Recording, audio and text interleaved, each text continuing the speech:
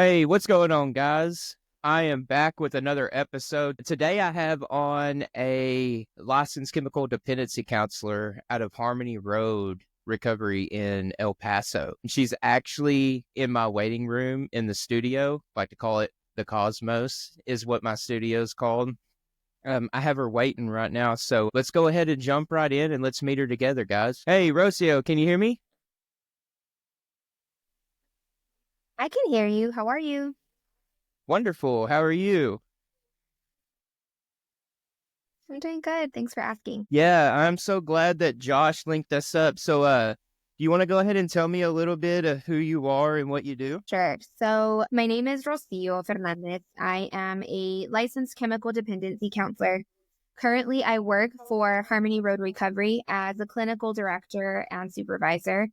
And what I do is I oversee the clinical aspect or the clinical side of programming. And it's all of the programs that we have within the entity. So I supervise the counselors, and then I also oversee clinical aspects of the program.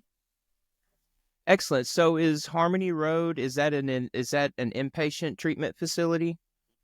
So it has yes and no. We have different programs within the facility, within the entity. So we have our PHP program, which is our partial hospitalization program. And that program can be either inpatient, where you come in to our facility, or you can also do that program telehealth wise, like from home, which is the beauty of what happened with COVID. Like we got to, Yeah, grow Zoom telehealth meetings and wise. whatnot. Yeah, Yeah. I So didn't. So backstory about me. I'm 5 years in recovery from alcohol and benzos, and whenever I got out of treatment in 2019, good mentor now, a great person.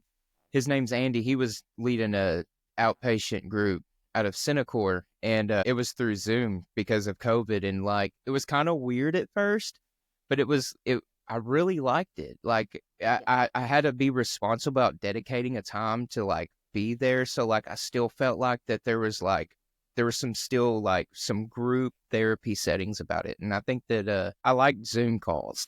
yeah, it's easy. With like the technology now, they've made it so much more flexible and easier to be able to do Zoom calls. So that's really cool. It's a really cool aspect that we have in in the program as well. Um, For sure. And so with your clients or your caseload, are those mostly men, or are those guys, are they probationers? Who you got? so it's a mixture of everything. We do our main population is men right now. We are bringing females into the program. We do have a house for the females that want to do inpatient, and then telehealth also lets us do the co-ed because it works telehealth wise, not in person, but telehealth wise it works. So we Mhm. do have both males and females. We have some individuals that are court ordered to do services, whether it's through probation or even CPS. We also have clients that are voluntarily doing services. So they're on their own free will there. Cool. And is y'all's curriculum or what y'all's treatment, is it based off of, do y'all do like 12 steps, or how do y'all go about doing like the foundation of y'all's curriculum? So the clinical aspect of the program, which is where like the counselors step in and stuff, it is more of a seeking safety curriculum. And then the counselors have that ability to mix in any other type of curriculum that they'd like. So there are some counselors that use living in balance. There are some counselors that do life skills. There's some that do rhythm in recovery. There's also psychoeducational groups. And then within our program, if you're in-house with us, we do allow clients, or we actually send clients to AA meetings, NA meetings on a daily basis. So if they are 12 steppers, they can go ahead and do their 12 steps during those meetings. So you do kind of keep the foundation of where, recovery kind of started with AA and NA and those principles. I heard you mention something, rhythm and recovery. So you have a lot of different types of avenues and ways to approach recovery now. And what's funny about rhythm and recovery is we spoke maybe a couple weeks ago. I want to say briefly, but that ended up being like an hour long conversation in itself. You mentioned rhythm and recovery, and I had a gentleman on my podcast by the name of Casey Muse. He does rhythm and recovery. for people that struggle with addiction, but Alzheimer's patients he works with veterans. And while I personally was a musician growing up, I never thought about how therapeutic beating a drum could be for some, like in a group setting. And like it shows discipline, it shows thinking outside of the box. There are so many ways, and not just rhythm and recovery. I want to expand on that. There's so many different ways to approach recovery these days, not just the 12 steps. And it's things like that. It's like, what the heck? And I love having these conversations because even 5 years in, I was like 4 years into recovery myself. And I was like, what the heck is rhythm in recovery? It's so important to talk about these things because I'm finding that in society that we live in, especially with social media, is the stigmatization of mental health and the stigmatization of addiction. We automatically throw somebody that might have a mental health issue or an addiction into a group or a classification with people that they don't belong with. We consider them bad. So when somebody's really trying to get better in their lives and really trying to figure out why they can't connect spiritually, they just keep seeming to connect with something of substance that just draws them away from something greater than themselves. They can't figure it out, and then someone comes along and they're like, "Hey, well, why don't you go get help?" My phone went out. I'll just keep going with this real quick. The stigmatization of recovery happens, and so when someone's ready or at that point of going to get help, they hear about all the bad things of mental health and the bad things of recovery and addiction. They're like, I'm not crazy. But then you don't realize that there are things and people like you who offer different avenues like rhythm and recovery and certain other aspects. And there's probably some that I'm not even familiar with these days. I think that's such an incredible thing. How does the rhythm and recovery work for y'all guys? So the rhythm in recovery, it's very funny that you say that because I hadn't known about it in these years that I've done LCDC work and I've worked with chemical dependency up until I started working with one of our counselor interns. She was a big fan of it and I had never heard of it and I had no idea what it was. And I stepped into her group one day and when I saw how she worked it, I was like, wow, that's very interesting. But it's you, what you do, it's like a grounding technique basically that she utilizes, but you come into like you're grounding yourself, but you're also processing things. And in that group specifically that I had supervised, there was clients that they were in their field, that crying, tears coming down their face, and it's also a form of self-love. You go through that process of grounding yourself and understanding that what you did does not define who you are today and that it's okay, but that you are here now and you're able to only go up from here. So the way that she did the process, it was very enlightening. I really liked watching that process. She's very unique in the way that she does it. She brings out a mirror and she does her whole grounding process. She brings out a mirror and she has clients come up one by one, look in the mirror and put a Band-Aid on it. And she always has them at the end of the day, write one word to describe yourself, a positive word to describe yourself and put a Band-Aid on it. And you're looking at yourself in the mirror, you're putting a Band-Aid on it and you're reading that word out loud as you're doing that. So it's very, very powerful technique. And a lot of clients do like that. Do you use that in your own life? Like, do you, at the end of the day, when there's something going on and all right, like a while ago, I went into the store and Braden, my kiddo, he wanted a prime. And I was like, all right, tell me something good about yourself, bro. That's how you're going to. He said a few things and I was like, only tell me one. I said only one. And so at the end of the day, I try to make sure that when we're eating or sitting together as a family that we're doing positive affirmations. So the Band-Aid thing is a great way because in real life, things do happen.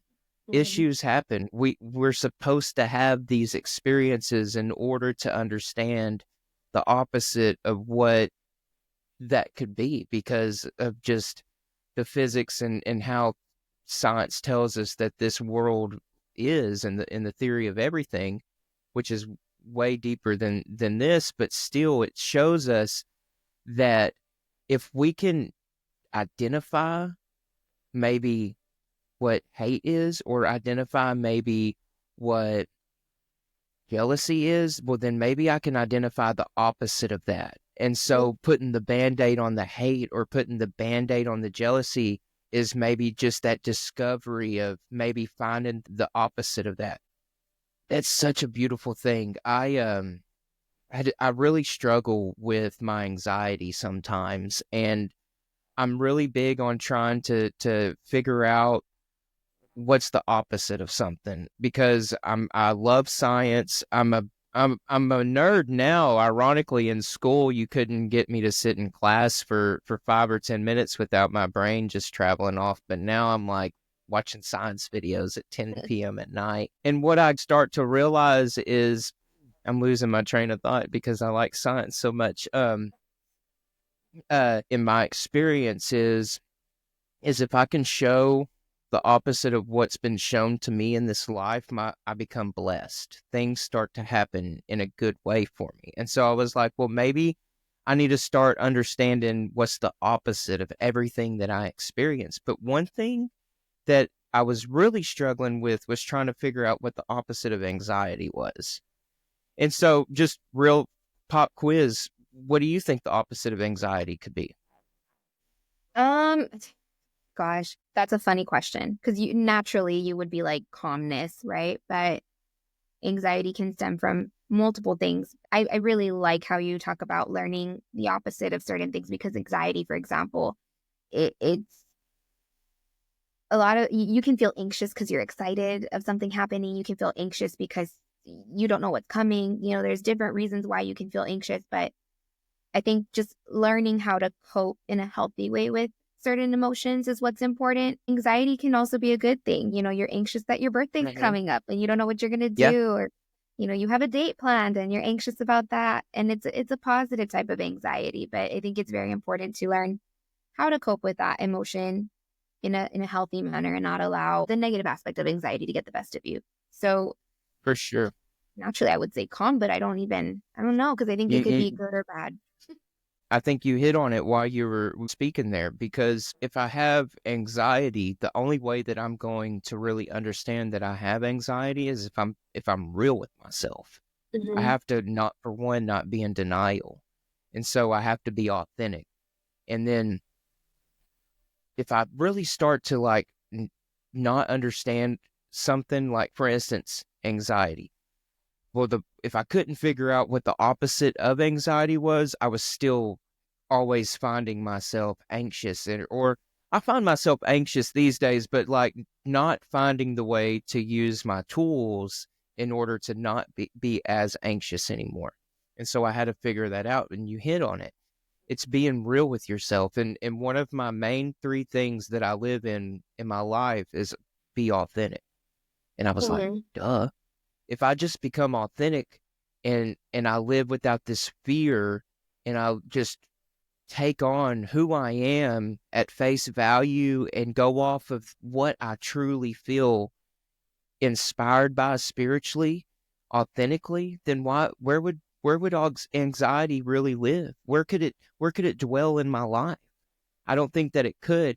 And and I'm not always thinking that way. So of course I have anxiety a lot. But then I'll catch myself maybe in Walmart overwhelmed, and I'm like, dude, these people are just as freaked out as you are. So like, Mhm. why are you freaked out too? They want to get out just as fast as you do. So why are you feeding into that anxiety? Just chill and be yourself. You're not like this when you're not in Walmart. So why are you acting like this now? And I Mhm. think it's a great exercise to kind of put ourselves in those positions in order to really see how we react and how we can grow, because the second thing is doing uncomfortable work. So Yes. if I'm authentic and I'm doing uncomfortable work, then I'm growing even more. And then I'm realizing, so anxiety is literally something that I've developed from a thought in my mind that person's can't even read on me. But the more that I dwell, the more that they can read it. And Mm-hmm. so then I start to realize, well, then if I just become uncomfortable and try to put myself in positions where I am anxious and where I am trying to learn these things, then I surrender the outcome. And then surrendering that outcome to the end of that puts me in a position of growth and of Right. change. And so that's my kind of thought process. I'm constantly trying to analyze and self-critique myself, so much so that I think a lot of it, partially I'm gray because of all the things that I've done to myself, but a lot of it's like the over analyzing and trying to figure things out on a real base level because I have to identify everything. Yeah, I think that it's beautiful that we can talk about anxiety and say, hey, I'm 5 years in recovery, or hey, I have a master's degree and sometimes I do get anxious, but I identify that anxiety, put a band-aid on it, and then I work from there and go. Um, so as far as the treatment goes, how much of your caseload would you say are probationers or parolees? I would probably say 50-50. To be quite honest with you. It fluctuates, but I would say 50-50 because there are a lot of clients that are there on their own free will. And mind you, there are clients that are on probation, but they're there on their own free will as well. They're not there because they're forced. It's very heartening to see when a client is on probation and they talk about being on probation, but they're not there to slide through court. They're there and they're actually putting in the work. That's what I found when I was on probation was sometimes I did use treatment as a way to kind of not go report that month because maybe I was going to be dirty, or maybe I didn't want to report that month because I was afraid that I was going to get locked up.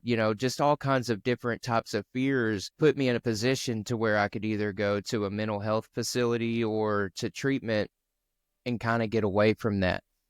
And I wanted to ask you that because of the recidivism rate as a average over the state of Texas is like 40% or something like that. I think it's like 44% recidivism rate. And what I'm starting to realize is people's willingness. Mm-hmm. What are your intentions? Why are you here? What are you doing this for? Do you really want to get better? And it's not up to us to really question someone's intentions at a real broken part of their life. So it's a real hard thing to try to field and discern and decide at that point. And then you only get 30 to 90 days with this person before, whether they like it or not, they're going to have to use what they've been taught in the last 30 to 90 days and go live in the real world. And so I'm big on that last time that I went into treatment and my thoughts and my feelings and my emotions, because of the fact that I was on probation and I I knew that I was about to go to prison, but I also knew that like it was either go to prison or it was die. And I'd given my probation officer an ultimatum, and I was like, you can either come pick me up or you can, come pick up my body. And it just so happened at that point in time she was at a treatment center. And I'm thinking about my intentions and my motives at that point in time, because I don't think at that point in time I really wanted to die. Um I probably could have, depending on the decisions that I made, but I don't think that I really wanted to. But what I really wanted was to get sober. I wanted to not feel like I had to use something to get out my emotions.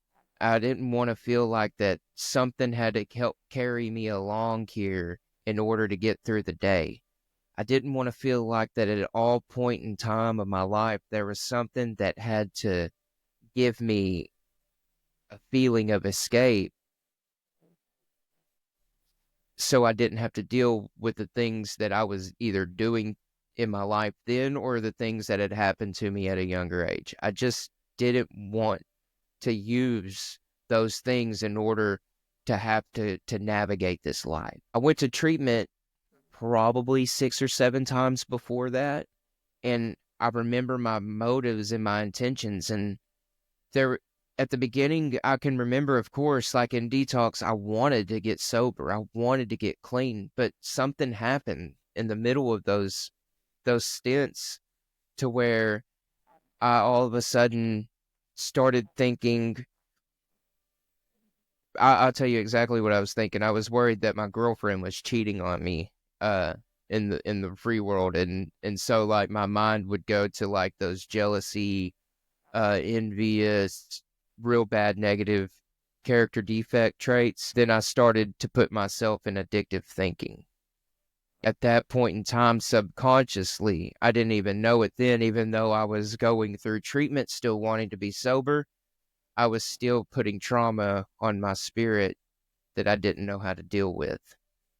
And I think that if we want real change in society, when clients are in treatment, we need to we can't tell them, hey, you can't have a girlfriend. And, people suggest that, sponsors suggest that you shouldn't have a girlfriend within like the first year of recovery and whatnot. I don't even think that you should say that, because you're catastrophizing somebody that's already emotionally broken, and you're taking things away from them.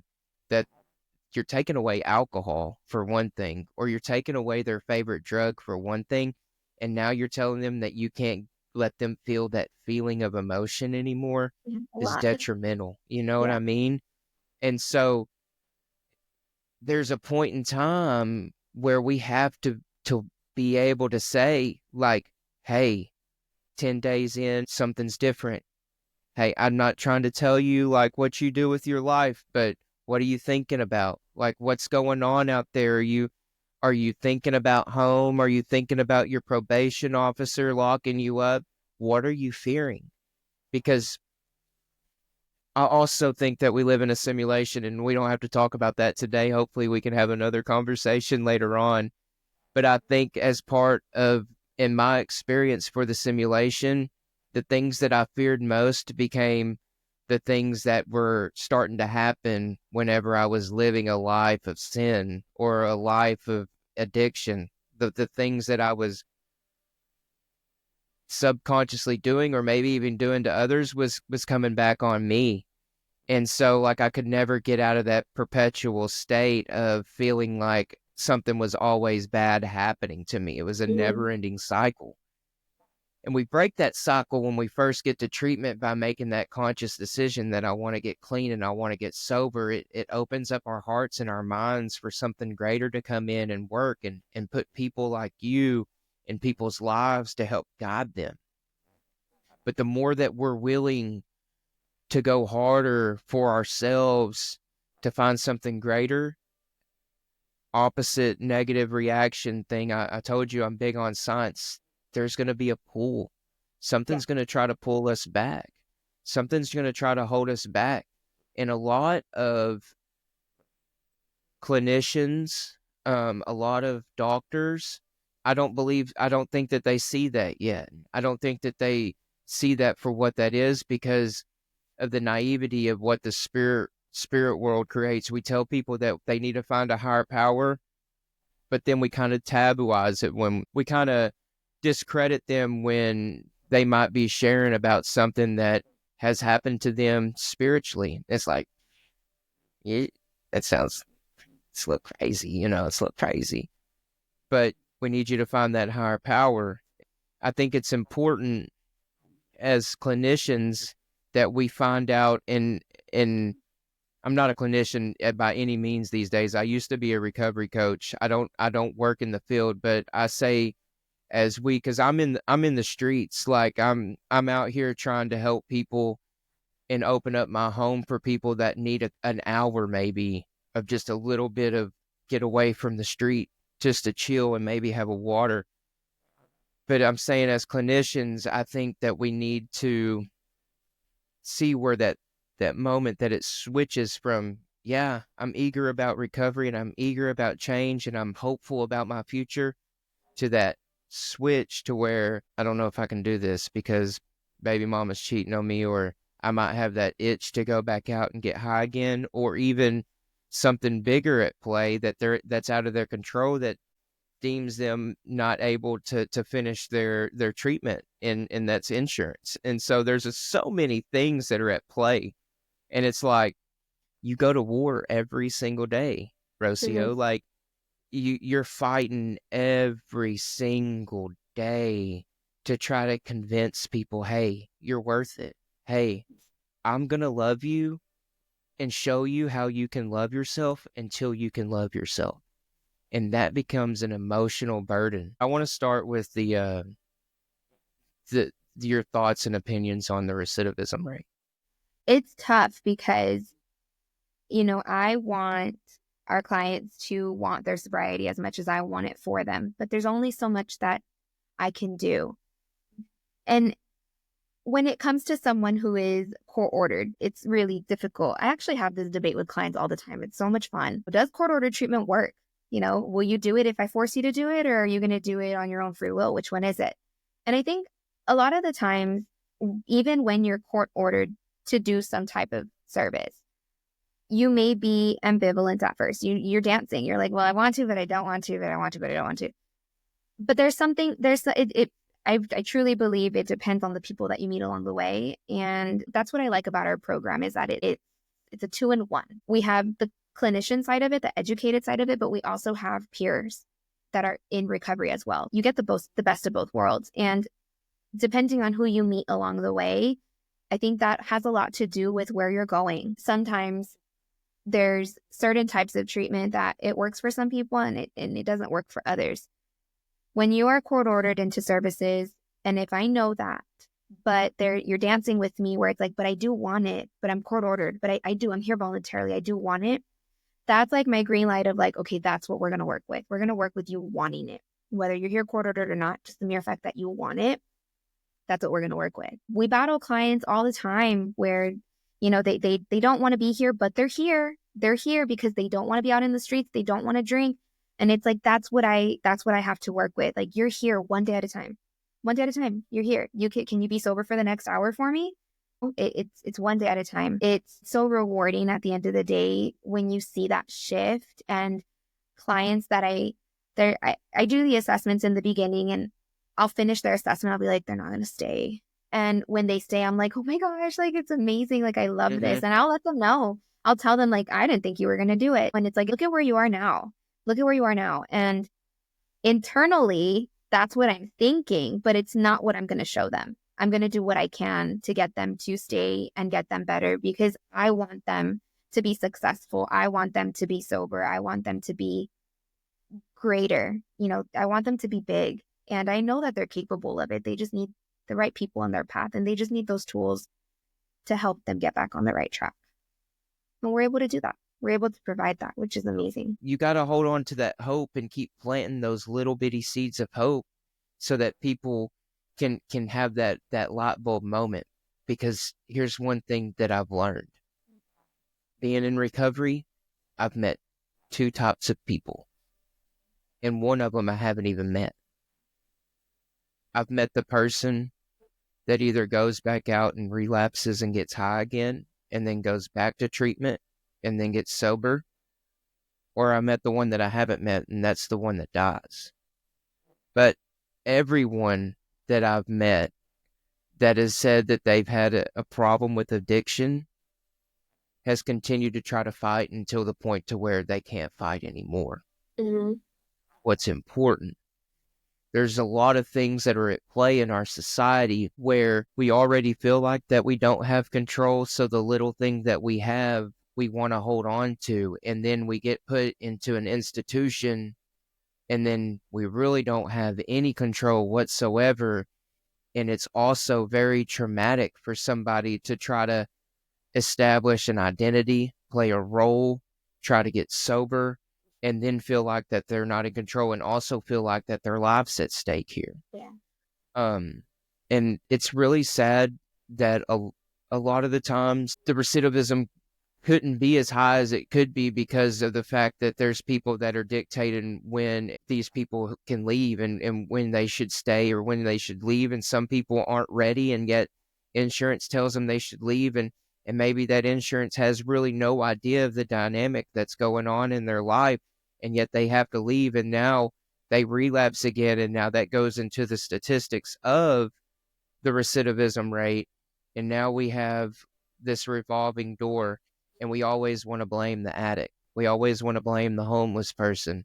We always want to blame the person that we didn't see the signs for until it was too late. And now we have nothing but questions to ask. But why are there always questions to ask about the same situation, but never no answers are answered? Because nobody wants the answers. The answers always revolve around we're fighting against a machine that wants everything from us, including our spirit and our souls. And if it doesn't get that, then it's just going to try to beat us down into the point to where we give up and we don't make it. And so it's got to be mentally exhausting. It's got to be very frustrating to see that you're out here fighting on the front lines and you see somebody's light bulb moment happen, and then you realize, well, they only have 2 days left until they get out of here. What happens to a lot of these people? Where do they go when they leave there? What and for your particular situation, people that don't make it in the treatment, where are a lot of these people going? Are they going to the streets? Are they finding hotels? Are they getting locked up from the facility? What happens? So with ours, I love that you touch on that because it is very difficult. It is emotionally exhausting. It can be mentally exhausting. And that's what I love about my job is I have that ability to be open with clients. I help conduct a group on Thursdays there at the facility, and that's my time to lay it out on the table for them. I'm very realist. I like reality therapy. It's just I can't sugarcoat something. You know, this is reality. This is life. This is how it is. And I do let clients know, like, you have to want this. I want this for you, but I'm not going to be the one doing the work here. You got to do it too. You know, I'll give you 50, but you got to give me the other 50. So Mm-hmm. you try to meet with the client, you know, halfway and let them know. A lot of them, they're scared. They're scared. Why? Because they didn't have the support that they had before. So it's like, now what? I'm done here and that's it. And no, you have so much more than just here. So with our clients, that's what I love about our program too, is because we have individuals in recovery that are staff as well, we have a lot of resources. And in other places that I've worked at, you don't have those resources. You don't have the knowledge of those resources. And here we do. Here, our program director's in recovery herself. And one thing I will tell clients is that we will never, never, never, never kick you out to the streets. We will always give you options. You can go here, you can go here, you can go here. What do you choose? Mm-hmm. If being there at the facility is not an option. So we always give them options. It is unfortunate to have those cases where clients don't make it or a client gets arrested. It's unfortunate, but also at the same time, you have to own up to your actions. Those are the consequences of your actions. But it does make me really sad when a client is doing so, so good and there's a warrant out for their arrest. And I'm like, Mm-hmm. like, that's what they needed now. But you work with it and you prepare them. We have a great staff that prepares and says, look, this is how we'll work through it. Our director's always open. If a client is more than willing to come back, doors are open. You come back with us and we'll start on a clean slate and we'll help you. We won't enable. That's one thing I won't do. I will not enable you. I No, won't. oh, and it's so important that you said the 50-50 thing, because I tell people this all the time. I'll go to that desert and I'll walk in that desert with you. And if you don't have shoes, I'll take my shoes off and I'll walk it with you. But I'll be damned if I walk one step without you. If Yeah. I'm going and I'm doing this with you, I'm not taking a step without you. We're Mm-hmm. doing this together. We're Mm-hmm. in this together. So you have to give me everything that I'm giving you. And one thing that I realized when I had my spiritual experience was people were just trying to show me love in a way that, like, that they loved themselves. And so everything that people was trying to show me were things that they were trying to exhibit in themselves. They really genuinely loved themselves and they seen hope in themselves. And so they saw that in me. And now in hindsight, like, that's a real passion that people have. And so we're 40 minutes into this podcast and I haven't asked you this question, but you've mentioned that there's a lot of staff that are also in recovery and things like that. So are you in recovery? I'm not. I'm not in You're not. recovery. No. So I you're what they call a normie. I'm the normie. Yeah. Yeah. And but with normies, and this is the thing, I'm closed minded at times. Sometimes like I gotta justify the reason why I want to go get high again. And if that reason for me was to go relapse, if well, my counselor's not relatable, she's not an addict. Well, then that was my reason. So Mhm. it was important that I went 40 minutes into this podcast and asked you that question, because if I would have asked you that at the very beginning, some of my viewers who are in recovery just Shut would have down. written you off. Yeah. Yeah. They would have Yeah. been like, oh, he's got a normie on there. But now we know, like, and I'm getting chills. Now we know where people's intentions and their motives can lie, and Mhm. and why they do this. So since you're not an addict and you said that you've never used before, why do you come to work with a bunch of people that do a bunch of drugs and just don't know how to live life? I was actually thinking about that earlier today, because I get asked that quite often, especially from clients when they find out that I have never tried a drug in my life. It's just so rewarding to me when someone is at their lowest and I'm able to give and say, I'm here for you. I believe in you. I truly do. And I want greater for you. I I don't have family that has dealt with addiction, close family that's dealt with addiction. The addiction they've dealt with is cigarettes, and it, it's addiction, but it's not hardcore drugs, It's but not going to destroy your life like a. right. It's kind of grouped with caffeine and sugar and whatnot. Right. And just when I'm able to see when a client first comes in and they have nothing, and then they finish our program, and they have a job, they have a car, they have a house, they have a girlfriend and a baby on the way. It's so rewarding to see that and be like, I told you, like, you were so capable of so much more. And I Mhm. love seeing that outcome. I love it because I know that they are capable. I used to work in a facility for women and kids, and a lot of the females would come in with CPS, and they were just like, they didn't know what to do. They're like, I can't do this anymore. And it's like, no, yes, you can. Yes, you can. Your kiddos need you, and you're worthy of it. Let's work on it. Let's keep going. And I just really like being that sense of hope for some clients, and that support of like, hey, she believes in me. Maybe I can't do this. Like, that's so rewarding to me. It's so rewarding at the end of the day. So how did you find yourself wanting to go to school to become a counselor? Did you initially want to be a counselor? I did not know what I wanted to do with my life. So my dad is a licensed chemical dependency counselor, and he's been in the field for over 25 years. And growing up, me and my dad had very similar personalities, and he always would tell me, "You're going to do what I do." And I would be like, "No, I'm not." And when I graduated from my bachelor's, he tied me into another facility. I went in, I volunteered, and I really liked it. I really liked working with this population. I don't know what it was about it. I really don't. I can't pinpoint what it was about the population that I really enjoyed working with, other than like I love seeing the positive aftermath of it. I loved being able to see them reunite with their kids, have their CPS cases closed. And that was just so like, Mhm. I love that. As I continue to work in the field, it's just, I enjoy it. I enjoy being able to teach and help and be there for people. I've heard many stories of individuals of how they got to where they got to and what they've been through. And it's so heartbreaking to me. And I've been, fortunate to not have to go through that. But I also feel like I can teach you how to, you know, do good. I can teach you Mhm. how to have that motivation to go back to school, or have that motivation to, don't be complacent. You're worth more. Go get more. Let's go for more.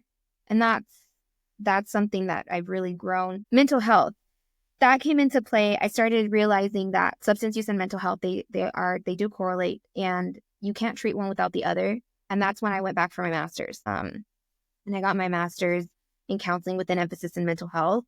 And it helped me understand the mental health side of things. I didn't know much about it. I only knew working with clients what mental health looked like. I didn't really know much about it. I wasn't educated about it until I started going to school. And now, like, when clients come to me with certain things, it's like, ooh, we got to work on this and this. So we got to do both of them together, because that's the only way. That's the only way. If I work on one and the other, it's a setup for failure. And I don't want that. I want them to work on both, and I want them to succeed and grow and blossom. That's beautiful. This kind of answers my question. You didn't struggle with mental health growing up? Growing up, no. Right now, what I struggle with is what they call transference, and I struggle with the trauma of other people. And that's really important too, because I've been on this thing to try to figure out different people's roles in this life and why they're here. And for me and certain other people, I've got a girl that's coming on the podcast. She had an actual real life near-death experience in ICU, she said she traveled multiple dimensions, very vivid recount of her time in a coma. People have these real traumatic experiences, and they see the most profound things. I had a very traumatic experience over the stint of 6 years. From 6 years old to 12, I was severely sexually abused. And then I look and I'm like, the only way that I would know or understand how to live this life is if I only had that experience. I wouldn't understand how to love if I didn't understand what hate was. I wouldn't understand how to be a father if because my father wasn't here either. I go overboard being a dad now because of the fact that I didn't have a dad. And I know that not everybody in this life has a traumatic experience. And so I was really wondering I'm getting chills. Oh my God. I was wondering, how do people understand the meaning of life if they never really experienced anything traumatic? Something told me that those people are here to have the experience of listening, of being open-minded, of really taking on other people's, just like you do, like literally what you do. Not everybody has to have a traumatic experience. And so with that being said, we can break the cycle of people having traumatic experiences so they can understand from the very beginning of life this undeniable, unconditional love that is never interfered with somebody else's motives or intentions. And that's probably thousands and thousands of years away from now, in terms of evolution. But we plant those seeds now with the acknowledgement of that's what that is. Because I don't think, matter of fact, I know that if I wasn't an addict, or if I and I it's kind of hard for me to say this, but like with just my thinking, I couldn't be around people that are like me, that are high strung, sometimes might be manic one day and depressed the next day, and then go relapse based off of that depression because their girlfriend broke up with them. If I met somebody like me in group, I'd quit. And I've put a lot of counselors at their wits' end. They're like legitimately, just did not like my personality because of who I am. And I'm like, she's got to do this because like she's an addict, but no, there's people like you that have a real fire and a real passion for change and for hope. and now you said that you deal with transference. What do you mean by that? So with that, you brought back like so many memories with saying that of clients that I've had that they're bipolar and they come into my office one day like distraught and sad and crying, and I'm like, oh my goodness, what's going on? And then they leave and come back happy, and I'm like, I have one in particular that I'm I gonna always change the world. I have one in particular that I always think about when this happens, and I hope she's doing well. But um, with that was something that I didn't see coming, but it happens. It does. And it's when you feel the trauma of another individual and that starts to become a trauma for yourself. And that is the hardest part of my job, is hearing traumatic experiences that people have gone through, especially because I was very sheltered when I was younger. So a lot of the stuff that I've heard, I was like, whoa, that happens. Like that's intense. So hearing a lot of these things, it's so hard to hear, and it's so hard to, imagine somebody going through that. But it does take a toll mentally. It takes a toll, but it comes with it. It comes with the field. It comes with the population, and if you're not willing to listen and hear the things that they've gone through without judgment, they will never attempt to get better, because that's probably why they never shared it in the first place. They didn't want to feel judged. Mhm. Yeah, when I first got into like this side of it, I was working with kids, and some of the things that I heard, like I'd be like, oh my God, like I thought I was bad. And one thing my mentor taught me, he's like, dude, that first reaction's everything. They're gonna tell you, some of them are gonna tell you the worst thing that they've ever done, and they're gonna watch that reaction on you, and from that reaction is whether or not it's gonna dictate the entire relationship from moving forward. And so now I'm really desensitized to things. I'll hear something and I'm just like, and like someone be like, do you even care? And I'm like, oh yeah, I absolutely do care. I'm just like, I don't want you thinking like that, like it's like not the worst thing that I've ever heard either, like. And so learning how to not take that stuff home is important. So you kind of you had to learn how to I kind of learned how to become a recovery coach based off of watching counselors and like watching clinicians and whatnot. You had to like go in and learn it from like how to build a peanut butter and jelly sandwich from scratch, like untie the zip tie or the twist tie, twist the bread open, get the bread out, pull it out with no prior knowledge.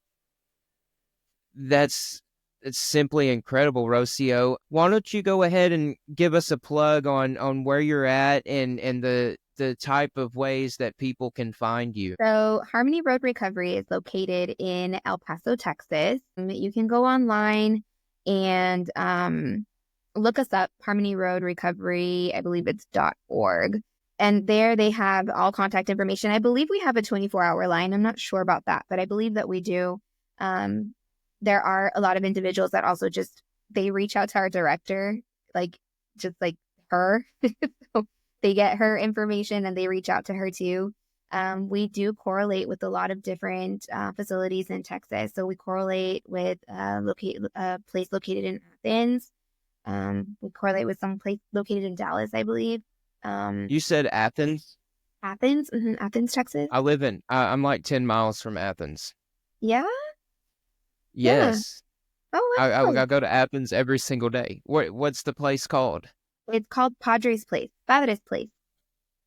It's called what? Padres. Padres, Padres Place. In Athens, Texas? Mm-hmm. Of course, Padres place. Corsicana?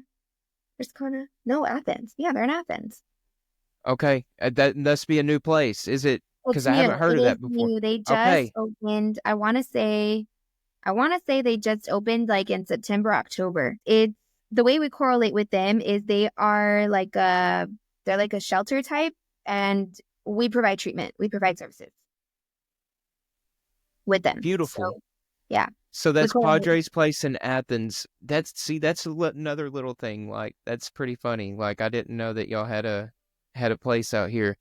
I'd love to have you back on and like let's just like go through because I'm gonna have so many more people on, and I want you to get linked up with a couple of people that I know, like Casey. Um, and maybe y'all can do some rhythm and recovery type networking and get through that. That's the beautiful thing about recovery is we're all in one goal, and that's to save lives. I'm tired of watching my friends die, and I'm tired of watching my friends think that they got it all together and go back out there only to realize that like, hey, like all you have to do is love yourself a little bit more. Let someone that truly has the right intentions love you until you can love yourself. Um, so with that, I think we'll finish it. It's been a great conversation, and truly, truly Thank- am glad that you came on and took some time out of your day and spent it with me.